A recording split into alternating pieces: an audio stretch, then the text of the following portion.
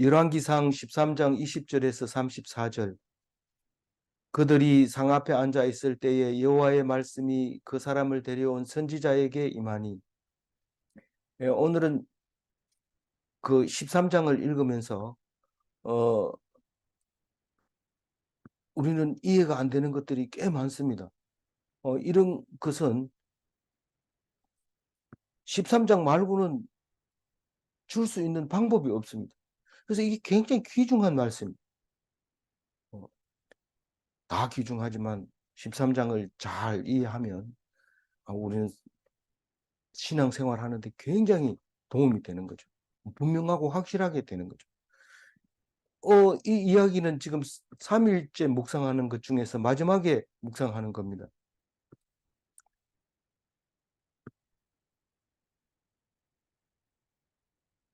뭐 하세요?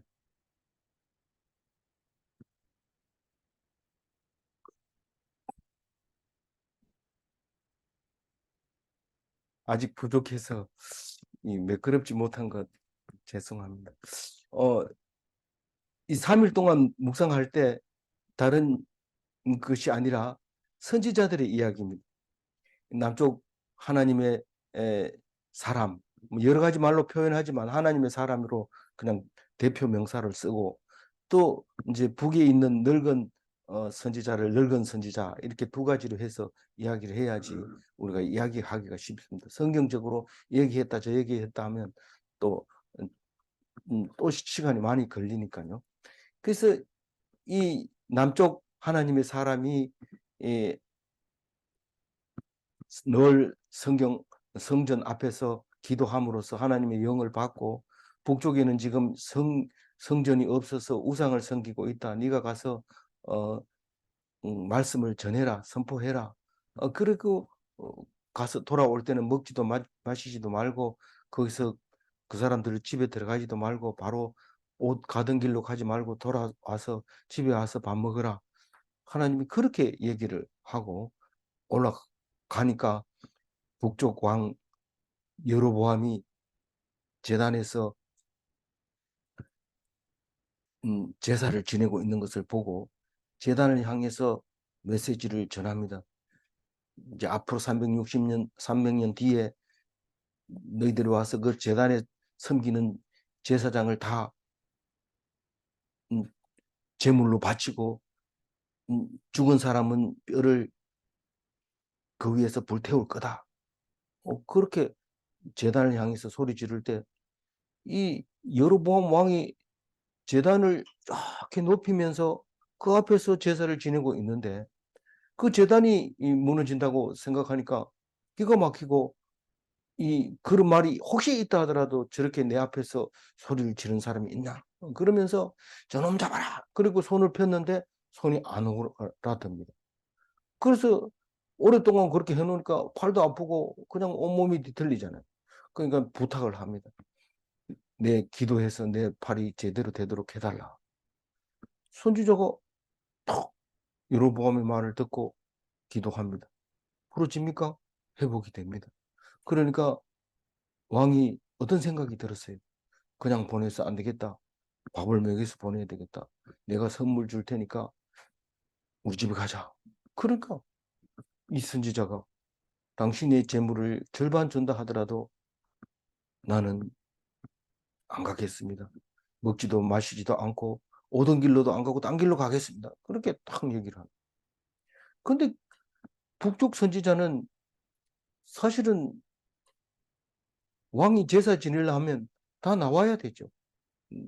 늙은 선지자가 다 제사를 지내고, 제사장이 지내고, 그 다음에 왕이 나 좀 제사 지면 안 되냐 이러면 뭐 10번 중에 한 번 정도 왕께서도 한번 드려주시죠. 이렇게 해서 왕이 제사를 지낼 수 있습니다. 제사장이 하라 하면 합니다. 근데 왕이 직접 제사장 제껴놓고 하면 안 돼요. 그렇게 하다 혼난 사람이 누구예요? 사울 왕이 사무엘이 오기 전에 급해가지고 제사 지내다가 혼쭐이 나잖아요. 니는 다시는 네 대에서 왕이 안 날 거다. 이렇게 혼나는데, 그런 일이 있었다는 것을 그 늙은 선지자가 뒷방에 앉아 있다가 아들들이 알려주는 이야기를 듣게 됩니다. 그래서 늙은 사람은 뒤에 앉아가지고 그냥 호기심만 이렇게 돼 있고, 누가 잘 됐다 이러면 열등감만 쌓이고 또 시기하는 마음이 생기고 이렇습니다. 그러니까 그 소리를 듣고 이 늙은 영감이 뒷방에 앉아 있다가 그냥 견디지 못하고, 그러냐 이러면서 나 좀 가게 채비를 차려달라. 그래서 안장에 탁 올려가지고 타고 이제 남쪽을 향해서, 그 어디로 갔다는 쪽을 향해서 막 부지런히 달려서, 영감이 아마 힘들었을 거예요. 근데 뛰어가니까 이 하나님의 사람은 소리를 지를 때 에너지 많이 나갑니다. 재단이 깨지고 제가 쏟아질 거다 막 소리 지르고 이러고, 아무도 안 먹고 내려오니까 얼마나 힘들겠어요. 그래서 상수리 나무 아래서 쉬고 있는데 딱 만났어요. 그 사람이 너냐? 이러니까 예, 맞습니다. 우리 집에 가서 밥 먹고 가라. 나는 절대 못 갑니다. 왜? 하나님 말씀이 이 땅에서는 먹지 말고 빨리 집에 가서 먹으라 했다. 오, 그래. 근데 나도 선지자다. 근데 천사가 와서 말하는데 네 밤미게 가서 보내라 하더라. 이렇게 거짓말을 하는 거죠. 근데 하나님의 사람 입장에서는 그게 분별이 안 됩니다. 왜 선지자가 그런 말 정도 분별을 못 합니까? 거짓말 하는지 참말 하는지. 그래서 선지자는 나중에 봐야 알지, 당장 하는 말을 툭 던져놓고 왜 내가 거짓말 했는지 참말 했는지 해봐라, 들어봐라, 이러면 모릅니다. 예수님이 십자가 돌아가기 전에 우리 선지자 노릇하자 이러면서 군인들이 눈을 감겨놓고 탁 때립니다. 여러 사람 중에. 그리고 베끼고 누가 때렸는지 알아맞혀봐라. 그게 선지자 놀이하는 겁니다. 우리가 뭐 선지자 이러면 다 안다고 생각해요. 이 나중에 이 여로보암이 내일 망할 때 보면은요, 자기를 열 조각을 내주든 옷을 찢어서 열 조각을 내주든 그 사람 찾아갑니다. 그 사람 찾아가가지고 자기 아들 죽을지 안 죽을지 물어봅니다. 그러니까 선지자는 다 안다고 생각해요. 우리는 교회 다니는 사람 있으면 급한 일 있으면 무조건 붙들고 가가지고 나 기도해 주세요 이러는데, 그 사람 기도는 다 들어주는 줄 알아요. 그러다가 일이 안 풀리면 네 기도 안 했지, 내 했는 게 안 되던데 이러면서 막 그랬는데, 그거는 선지자를 오해하는 거죠. 무슨 말을 한다고 해서 다 되는 게 아니고, 하나님이 기도를 들어주면, 기도하면 들어주겠지만 그건 무조건 기도한다고 다 들어주는 건 아니거든요. 그렇기 때문에 우리 하나님 말씀이 귀를 기울여야 되는데, 그냥 기도를 보통 사람 생각하기에는 막 이렇게 주문해 놓으면 자동으로 쫙 나오는 그런 거를 기도라고 하는데, 그게 아니고 기도는 내 사실을 말씀드리면서 그 말씀을 들으면 그 속에서 나오는 하나님 의도와 뜻을 알게 되고, 그것으로 인해서 하나님께서 역사하시는데, 우리는 그거를 모르고 자꾸 이렇게 선지자가 뭐 다 알아서 하겠지 이런데, 지금 하나님의 사람은 절대로 하나님 말이라고 하니까 듣는 겁니다. 그 말을 듣다가 죽어도 하나님의 사람 입장에서는 자기 할 일 다 한 겁니다. 그래서 딱 가서 상 앞에 앉았을 때 이 말은 뭡니까? 먹고 있을 때, 이 늙은 선지자는 그동안 들은 게 있잖아요. 이게 생각해 보니까 머리가 복잡하죠. 근데 하나님의 영이 딱 임하는 거죠. 그래서 말합니다. 21절. 그가 유다에서부터 온 하나님의 사람을 향하여 외쳐 이르되 여호와의 말씀에 네가 여호와의 말씀을 어기며 네 하나님 여호와께서 네게 내리신 명령을 지키지 아니하고, 딱 밥을 먹으면서 딱 생각하면서 생각납니다. 이거 하지 말라는 게 분명한 건데 먹고 있다는 거예요. 먹고 있다. 이게 무슨 일이 일어날 것만 같은 거죠. 그때 그런 생각을 딱 하고 있는데 자기도 모르게 입에서 막 나오는 말이 22절. 돌아와서 여호와가 너더러 떡도 먹지 말고 물도 마시지 말라 하신 곳에서 떡을 먹고 물을 마셨으니 이 시체가 네 조상들의 묘실에 들어가지 못하리라 하였느니라 하니라.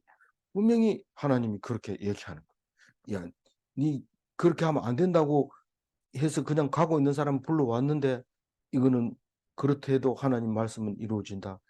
그런 생각을 하면서 얘기를 하는데 이제 너 죽었다. 그걸 살짝 얘기했어요. 21절에 외쳐서 말했습니다. 그런데 그러면 아니 하나님의 사람 반응이 있어야 될 거 아니에요. 반응이고 뭐고 없습니다. 그 말이 틀린 말이 아니고 나는 이미 밥을 먹었고 물을 마셨습니다. 그런데 어떻게 하겠어요? 근데 23절 그리고 자기가 데리고 온 선지자가 떡을 먹고 물을 마신 후에 그를 위하여 나귀의 안장을 그 늙은 선지자가 젊은 선지자를 보내기 위해서 안장을 딱 씌워가지고 그 늙은 사람이 젊은 하나님의 사람을 위해서 이렇게 안장을 지우고 그렇게 준비를 해서 보내는 겁니다. 지금 속에서 데려와서 예언하고 예언하고 그 예언이 이루어지는 것을 지금 시험하고 있는 게 아닌가 그렇게 생각할 수 있어요. 그런데 그렇게 생각하지 않았더라도 그렇게 되고 있는 거예요. 지금 늙은 선지자는 지금 그렇게 하고 있는 겁니다. 그래서 이 늙은 선지자는 이 일이 이루어지는 걸 보고 엄청난 영감을 받고 충격을 받습니다. 그래서 자식들에게 예언하는 이야기죠. 24절 읽어봅니다. 이에 그 사람이 가더니 사자가 길에서 그를 만나 물어 죽임에 그의 시체가 길에 버림받으니 나귀는 그 곁에 서 있고 사자도 그 시체 곁에 서 있더라. 그게 늙은 선지자가 젊은 저기 하나님의 사람이 밥을 먹고 있는데 그게 그냥 뒤통수에다 대고 큰 소리로 너 죽었어 이제 이렇게 딱 얘기를 하는데 그게 그대로 이루어진 거예요. 사자가 하나님의 사람을 죽이고 그리고 그 자리에서 그대로 서 있어요. 사자가 하나님의 사람을 죽이고 그 자리에 그대로 서 있어요. 하나님의 사람 시체는 버려져 있고 나귀도 그대로 서 있습니다. 그림이죠. 동영상이 아니라 정지되어 있습니다. 25절. 지나가는 사람들이 길에 버린 시체와 그 시체 곁에 선 사자를 보고 그 늙은 선지자가 사는 성읍에 가서 말합니다. 그런데 행인들이 발견하고 그 성에 들어가 가지고 이런 사람들이 있는데 사자도 그 있는데 뭐 배고파서 죽인 것도 아닌 것 같아. 그럼 뭐 뜯어먹지도 안 하고 그냥 서 가지고 탁 있는데 아마 뭐 내가 사람 죽였다 하는 거를 보라는 듯이 서 가지고 또 뭐 그렇다고 해 가지고 사람 고기 싫어서 이 그 나귀 고기를 먹는 것도 아니고 나귀도 안 먹고 사람도 안 먹고 사자가 딱 서 가지고 있는 거 보니까 참 신기하더라고. 이러면서 와서 얘기하는데 그게 늙은 선지자에게 곧바로 소식이 들어갔어요. 26절 읽어봐. 그 사람을 길에서 데리고 돌아간 선지자가 듣고 말하되 이는 여호와의 말씀을 어긴 하나님의 사람이로다. 여호와께서 그에게 하신 말씀과 같이 여호와께서 그를 사자에게 넘기심에 사자가 그를 찢어 죽였도다 하고. 그 사람을 길에서 데리고 돌아간 선지자가 누굽니까? 늙은 선지자가 듣고 말하되 이는 여호와의 말씀을 어긴 하나님의 사람이로다. 다시 말해서 진정으로 하나님의 사람이었다. 진짜 하나님의 사람이었다. 그렇게 신앙 고백을 합니다. 그건 어떻게 알아요? 자기가 얘기해줬고 그대로 될 거라고 그러니까 죽는 것을 보는 자였죠. 죽는 것을. 이게 로마서 뭐 누가복음 23장 47절 한번 읽어봅니다. 백부장이 그 된 일을 보고 하나님께 영광을 돌려 이르되 이 사람이 정령 이 사람은 정령 의인이었도다 하고, 이 백부장은 압니다. 예수님을 채찍질하고 온갖 자기가 안 그래도 되는데 얻어맞고 뭐 그런데도 불구하고 죽어가는 것을 보면서 고백을 합니다. 이 사람이 하나님의 아들이었구나. 그런 것을 고백하게 되는데 이 늙은 선지자가 그 고백을 하게 됩니다. 그러면서 말한 대로 그대로 죽었는데 어떻게 죽나 했더니 이제 보니까 사자에게 그 사명을 주셨군요. 그렇게 신앙 고백을 하고 있는 겁니다. 딴 사람은 모릅니다. 아이, 그 사람이 뭐 일찍 갔으면 사자 못 만났을 텐데 재수 없어 죽었다. 이렇게 얘기할 수 있는데 이 하나님의 늙은 선지자는 알아봅니다. 그 죽음에 직접 가담을 했기 때문에 27절 읽어. 이에 그의 아들들에게 말하 이르되 나를 위하여 나게 안장을 치우라. 그리고 지우라. 그들이 안장을 치우라. 이 가서 봐야 되겠다. 두 눈으로 똑바로 봐야 되겠다. 우리가 사도 중에서 도마라는 사람이 있습니다. 내가 하나님을 직접 보지 않고는 절대로 믿을 수 없다. 이렇게 얘기합니다. 분명히 신앙 고백까지 다 해놨는데도 살아있는 걸 내가 봐야 되겠다는 거예요. 유별나게 또 도마가 없을 때 예수님이 오셨기 때문에. 그러니까 다시 말해서 사도는 그 할 일을 다 하고 있는 거예요. 뭐가요? 의심하는 게. 우리들 중에도 말도 안 되는 짓을 하고 너는 우리 공동체에서 없으면 좋겠어 이런데 그게 아닙니다. 하나님이 딱 심어놓으면 그게 필요한 겁니다. 그러니까 끝까지 우리는 공동체에 대해서 이런 방구의 얘기를 해서는 안 됩니다. 없었으면 좋겠다, 있었으면 좋겠다 이렇게 얘기하면 안 되는 거예요. 그래서 늙은 수진자가 딱 가는데 28절 그가 가서 본즉 그의 시체가 길에 버린 바 되었고 나귀와 사자는 그 시체 곁에 서 있는데 사자가 시체를 먹지도 아니하였고 나귀를 찢지도 아니하였다. 그냥 이 동영상이 아니고 그냥 정지상이었죠. 딱 사자가 하나님의 사람을 죽이고 그 자리에 그대로 서 있습니다. 그리고 하나님의 사람의 시체는 버려져 있고 나귀도 그대로 있습니다. 버려져 있으니까 그걸 어떻게 해야 돼요? 장례를 치러줘야 돼요.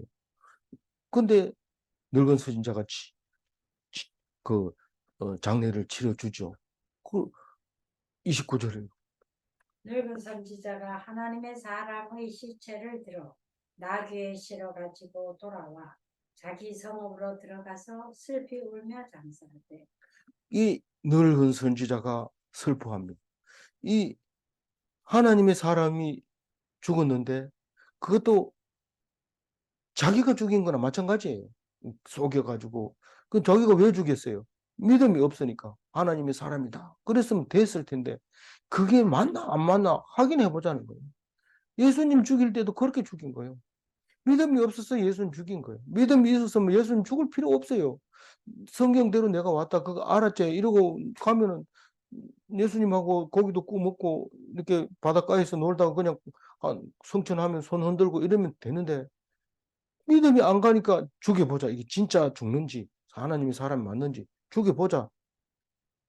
살아난다 이러니까 무덤을 철저하게 지켜도 소용이 없습니다. 다시 살아납니다. 그러니까 이 선지자는 늙은 선지자는 결국은 우리하고 똑같은 거 예수님 앞에서 하나님 사람 앞에서 늙은 선지자는 예수님 앞에서 우리하고 똑같은 거예요. 예수님 하나님이 사람인지 아닌지 죽어봐야 알지. 살아있는 동안에는 내가 예수다 한 사람이 한두 명도 아니고 엄청 많았다. 그래도 뭐 거기다 신경 써나. 근데 딱 죽일 때 보니까 백부장은 다른 거예요. 사람 그렇게 많이 죽여봤는데 이 사람처럼 이렇게 죽는 건 처음 봐. 이게 진짜 하나님의 사람이다. 그렇게 신앙 고백하는데 이 늙은 선지자도 그렇게 이 하나님의 사람을 인정하고 알게 되고 특별하게 특별 어, 수, 어, 장례를 치러줍니다. 울면서 니고데모와 아리마대 요셉처럼 예수님을 특별히 자기를 위해서 파놓은 묘실에 안장을 하는데 30절 읽어.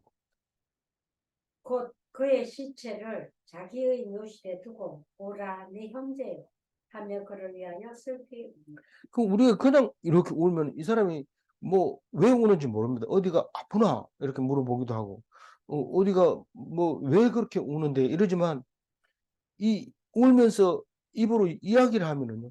곡을 할 때 말을 하면 왜 우는지 압니다. 형제요. 형제죠. 이스라엘 백성이죠. 그중에서도 특별히 이 예루살렘에서 말씀에 충만해 있던 형제죠. 그럼 진짜 형제입니다. 형제 중에서 진짜 형제는 말씀을 가지고 있는 거예요. 아니 친형제 그거 얘기하는 게 아니라 형제 자매 여러분 할 때 진짜로 하나님 말씀에 잡혀 있으면 그 말이 정확하게 되지만 그렇지 않은 경우는 그 좀 희미하죠. 뭐가 형제요 이러지만 그건 겉으로 무슨 그래서 교회 오빠 말 듣지 마라 이런 그 희미하면 안 되고 확실하게 성령이 임했을 때 그거는 형제요라고 얘기할 수 있죠. 그래서 그의 시체를 자기 묘실에 두고 자기 묘실에 두었다는 건 아무것도 장사 안 했던 곳이에요. 자기가 자기를 위해서 묘실을 파놓았다는 거죠. 거기다가 안장을 하면서 울고 있는 모습을 봅니다. 그래서 우리가 불신으로 죽을 수밖에 없는 것은 예수님 이전에도 이 하나님의 사람이 있었다고 하는 겁니다. 그래야 예수님에 대해서 설명을 할 수 있는 거죠. 예수님이 우리를 위해서 죽었다 하는데 그게 이해가 됩니까? 그런데 구약 성경을 읽어보면 그게 진짜 나를 위해서 죽었구나 하는 것을 알 수 있게 됩니다. 31절 그 사람을 장사한 후에 그가 그 아들들에게 말하여 이르되 내가 죽거든 하나님의 사람을 장사한 묘실에 나를 장사하되 내 뼈를 그의 뼈 곁에 두라. 그 우리는 이 관 하나에다가 딱 해가지고 땅 묻으면서 봉분을 이렇게 쌓아놓지만 이쪽에 중동에는 그 굴에다가 이제 돌 굴에다가 해가지고 이 낙골이 다 되면 밖에 놔두 그 안에 넣어놨다가 낙골이 다 되면 뼈만 모아가지고 통에 담고 또 다음 사람 죽으면 그거다 넣고 또 그 살이 다 없어지면 뼈만 그다 넣고 이렇게 해서 영원히 그렇게 모시는 걸로 장례법이 장례가 그렇게 이루어지는데 그 이 사람들을 이 사람이 아들들에게 그렇게 얘기합니다. 이 사람을 이렇게 장례를 치렀는데 나도 그렇게 그 옆에다가 함께 장례를 해달라. 그렇게 얘기합니다. 그래 해놓고 자식들이 묘비를 새기죠. 요거는 아버지 묘, 요거는 선지자의 묘 이렇게 해서 딱 이렇게 써놨는데 그게 300년 뒤에 발견이 됩니다. 요시아가 올라가서 선지자 무덤이라고 써놓은 거 전부 다 파내가지고 비석 안 생기면 차라리 나아요. 제대로 찌질하게 살았으면 비석 안 새기는 게 낫고 좀 거짓말 많이 하고 이런 비석 새기는 거 찾아냅니다. 그거 찾아내가지고 바로 불태워 버립니다. 그런 일이 있게 됩니다. 32절 그가 여호와의 말씀으로 베델에 있는 제단을 향하고 또 사마리아 성읍들에 있는 모든 산당을 향하여 외쳐 말한 것이 반드시 이룰 것입니다. 32절은 누가 말합니까? 늙은 선지자가 여호와의 말씀으로 베델에 있는 제단을 향해서 말한 것이 이루어지리라. 베델을 향해서 음, 선포한 말씀이 뭡니까? 300년 뒤에 요시아가 올라와서 여기서 제단에 섬기던 제사장은 다 파내가지고 그 시체를 여기다가 제사를 드릴 거고 뼈는 파내가지고 다 이 제단에서 태울 거다. 그 말씀이 이루어진다는 거죠. 근데 북이스라엘이 망했기 때문에 올라올 수 있는 겁니다. 그 연도에 대해서는 어제 묵상 노트를 보면 알 수 있어요. 거기 북이스라엘이 망하니까 남쪽 유다 선지자들이 올라와서 종교 개혁을 할 수 있었던 거죠. 누구에게 망했어요? 북이스라엘이? 아수르에게 망하고 남유다는 어디에 망해요? 바벨론에 망해요. 근데 바벨론이 망하기 직전에 이 요시아가 그렇게 합니다. 우리는 이 사람은 언제 예수 믿고 죽을까 이렇게 걱정하지만 죽기 직전에 믿는 사람 많습니다. 요시아도 유다도 사실은 그런 겁니다. 유다 백성도 사실은 왕 중에서 요시아가 마지막에 그 두루마리 성경을 발견하는 바람에 종교 개혁을 일으킬 수 있었는 거지. 그동안은 계속 솔로몬도 계속 산당에다가 우상을 섬기는 게 만들어 놓고 그 북이스라엘은 전부 그랬고 다만 유다만 안 그랬는 걸로 성경이 기록하고 있습니다. 그래서 유대교가 탄생하게 되고 예수님이 유대인으로 오게 되고 우리는 이스라엘 백성, 참 이스라엘 백성이 될 수 있었던 거죠. 이 베델만 그런 게 아니고 사마리아 성읍들에 있는 모든 산당을 향하여 외쳐 말한 것도 반드시 이루어지리라. 사마리아 성읍이 중에서 가장 이제 확실한 것은 단에 있는 거. 단에 있는 건 금송아지 하나 만들고 베델에 있는 거 하나 만들고 이랬는데 그 중간에도 가기 멀다 이래가지고 금송아지 만들면 되지 뭐 이러고 딱 만들어 버린 거죠. 그러니까 우리는 이걸 가지고 알 수 있는 거죠. 나중에 보면 역사적으로 금송아지가 많이 나오게 되는 것을 보면 알 수 있는 거죠. 33절 읽어봅니다. 여로보암이 이 일 후에도 그의 악한 길에서 떠나 돌이키지 아니하고 다시 일반 백성을 산당의 제사장으로 삼되 누구든지 자원하면 그 사람을 산당의 제사장으로 삼았으므로 우리가 여로보암의 길 이래가지고 뒤에서 계속 나옵니다. 여로보암의 길이라는 뜻은 바로 이렇게 여로보암의 집이 이제 멸망하게 된다는 말을 하고 있는데 어 여러 그래서 우상 섬기면 다 여로보암의 길 이렇게 얘기를 합니다. 근데 왜 이 사람은 제대로 된 레위인을 제사장 안 삼고 일반 사람을 제사장으로 삼았느냐? 그렇게 말을 하면 어쩔 수가 없어요. 지금 다시 말해서 교육을 시킬 기관이 없습니다. 교육은 성전에서 가르쳐야 되는데 성전이 없잖아요. 지금 북이스라엘. 그래서 그렇게 된 거죠.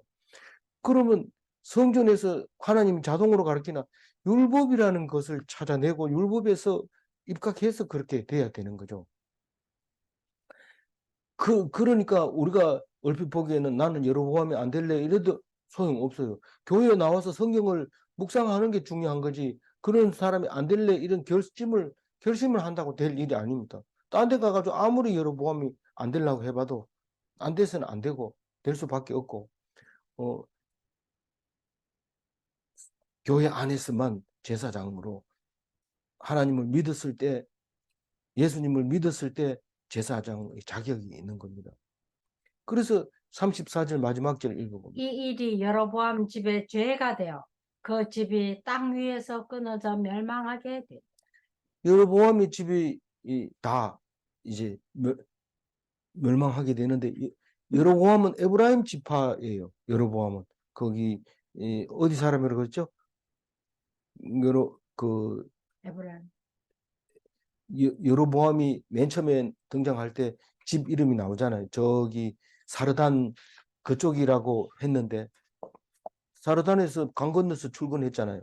그래서 그쪽인데 그게 여로보암 에브라임 지파로 이제 우리가 학자들이 그렇게 연구를 하고 있죠. 말하고 있죠. 그리고 나중에 이제 지금 이제 내일 가면 바로 죽습니다. 이 여로보암이. 그리고 아들 나답에게 왕위를 물려주지만 나답은 1년 만에 죽게 됩니다. 그래서 이제 에브라임 왕조는 끝난 겁니다. 1대 왕조는 그걸로 끝나는 거예요. 그 다음에 이사야갈 지파 바아사가 세 번째 왕으로 등극을 하는데 23년을 에브라임은 21년을 통치를 하고 바아사는 23년을 통치를 합니다. 총 그 19왕조가 9왕조가 있는데 왕은 19왕이 있고 왕조는 9왕이 있는데 제1대 왕조 여로보암이 내일 가면 이제 다 끝나는 거죠.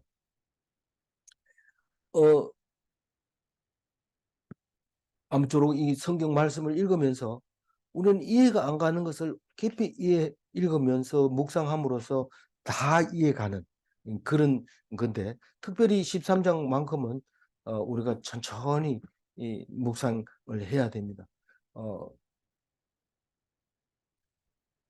26절 읽고 마무리하겠습니다. 그 사람을 길에서 데리고 돌아간 선지자가 듣고 말하되 이는 여호와의 말씀을 어긴 하나님의 사람이로다.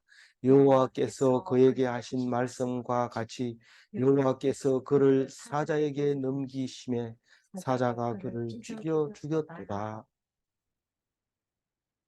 불신은 누군가를 죽일 수 있습니다. 불신. 내가 안 믿어서 그 사람 죽었다. 그렇게 말할 수 있습니다. 믿음이 그만큼 중요하다는 겁니다. 하나님의 말씀을 믿고 순종하는 것은 죽을 수도 있습니다. 죽일 수도 있는 것과 죽을 수도 있는 것, 이것을 잘 구별해야 됩니다. 우리는 하나님 앞에서 잘 믿으면 죽을 수도 있습니다. 그건 누구든지 다 죽지만 일찍이 남들 보기에 억울하게 죽을 수도 있습니다. 예수님처럼. 질문합니다. 죄 없이 죽으면 하나님이 다시 살리시는가? 두 번째 질문입니다. 오직 믿음으로 다시 살 수 있는가? 다른 걸로는 방법이 없습니다. 오직 우리에게 주신 하나님의 귀한 믿음, 꼭 이걸 붙들고 죽지 않는 선지자, 하나님 사람 같이, 일반 사람 같지 않고 하나님 사람 같이 사는 선지자가 다 되시기 바랍니다. 기도하겠습니다. 하나님 감사합니다. 오늘 또 말씀을 주셔서 하나님께서 우리에게 하시고자 하신 말씀, 믿어라. 네가 믿지 않으면 그 믿지 않는 것 때문에 죽는 선지자가 있다. 그렇게 생각하면서 우리가 모든 것을 믿을 수 있게 하여 주시고, 다만 믿지 말라고 하는 말만 믿지 말게 하여 주옵소서. 오직 주님을 의지해서 죽을지라도 하나님께서 다시 살리는 것을 믿어 이 땅에서 기뻐하고 감사하며 기도하는 삶이 되게 하여 주옵소서. 감사하옵고 우리 주 예수 그리스도 이름으로 기도 올리옵나이다. 아멘.